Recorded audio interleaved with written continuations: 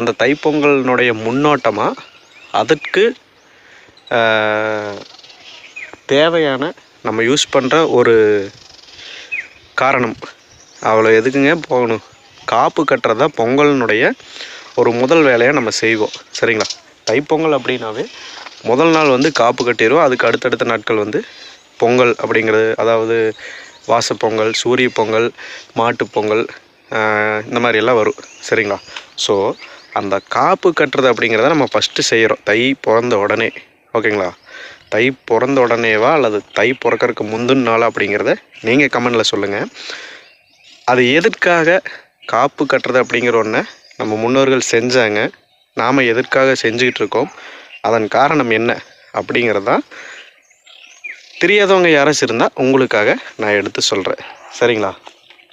ஆக்சுவலாக இந்த காப்பு கட்டுறது அப்படிங்கிறதுக்கு